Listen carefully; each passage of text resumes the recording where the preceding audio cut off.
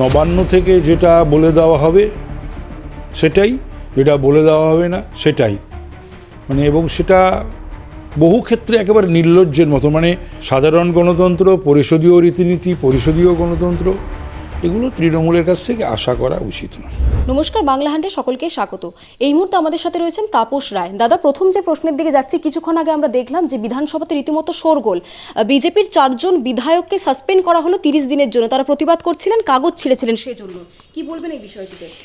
না, এটা বিধানসভার বিরোধী দলের নেতাকে সাসপেন্ড করা, তাও 1 মাসের জন্য, এবং আরও সঙ্গে 3 জন বিধায়ক সহ, এটা নজিরবিহীন।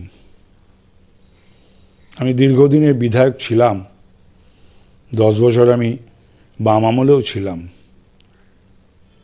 তো তখনও জ্যোতিবাবুর সময় বা বুদ্ধবাবুর সময় হাসিম আব্দুল হালিম সাহেব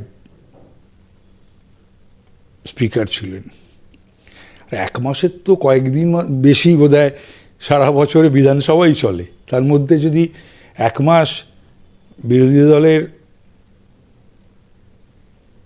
নেতা সহ 4 জনকে সাসপেন্ড করে দেওয়া হয়, তাহলে তো বিরোধী কণ্ঠ টুটি টিপে ধরারই সামিল। যদিও প্রায় 14 বছর কোনো রীতিনীতি, বিধানসভার যে রুলস এবং প্রসিডিওরস, পরিষদীয় রীতিনীতি কখনোই ফলো করেনি। অ্যাডজর্নমেন্ট মোশন সেগুলো গ্রাহ্য হয় না, পড়তে দেওয়া হয় না, যা খুশি তাই চলে। আসলে পরিষদীয় রীতিনীতি অনুযায়ী তো বিধানসভা চলে না। নবান্ন থেকে যেটা বলে দেওয়া হবে সেটাই, যেটা বলে দেওয়া হবে না সেটাই, এবং সেটা বহু ক্ষেত্রে একেবারে নির্লজ্জের মতো। একেবারে সেটা, আমি যখন বিধায়ক ছিলামও তখনও বহু বিধায়ক বা বহু মন্ত্রী অনেক সময় এগুলো বলা বলিও করতেন যে এটা বোধহয় ঠিক হচ্ছে না, কিন্তু ঠিক হচ্ছে না, কিন্তু হয়েই আসছে। তো সুতরাং সাধারণ গণতন্ত্র, পরিষদীয় রীতিনীতি, পরিষদীয় গণতন্ত্র, এগুলো তৃণমূলের কাছ থেকে আশা করা উচিত নয়।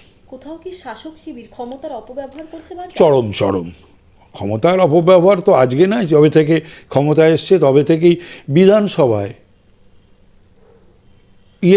করা হয় না, বাজেট, তাহলে বাজেট সেগুলো হোম বাজেট হয় না, সমস্ত ভারী ভারী দপ্তরের বাজেট হয় না, বলার সুযোগই নেই বিরোধীদের। তো হোয়াট ফর অ্যাসেম্বলি এবং অ্যাসেম্বলি সেশন। মমতা বন্দ্যোপাধ্যায়কেও তো আমরা যদি ইতিহাস ঘাঁটি, দেখা গিয়েছে যে তিনি কাগজ উড়িয়ে এইভাবে সংসদের মধ্যে তিনি প্রতিবাদ করেছেন। তিনি অনেক কিছুই করেছেন, তিনি অনেক কিছুই আবার আগামী দিনেও হয়তো করবেন, কিন্তু দুটো একই অঙ্গে এত রূপ, বিরোধী দলনেতা হিসাবে বা দলনেত্রী হিসাবে, আর এখন শাসক নেত্রী হিসাবে, কোনো মিল কেউই খুঁজে পায় না। যদি যে কোনো খবরের কাগজ বা আর্কাইভ যদি ঘাঁটা হয় এবং দেখা হয়, এবং পরপর তার যদি স্টেটমেন্টগুলোকে পাশাপাশি সেগুলো প্রদর্শনী করা হয়, তাহলে পরে উনি নিজেও বোধহয় স্তম্ভিত হয়ে যাবেন। বাংলা হান্টের আরও খবর দেখতে নজর রাখুন। বাংলা খবর মানেই বাংলা হান্ট।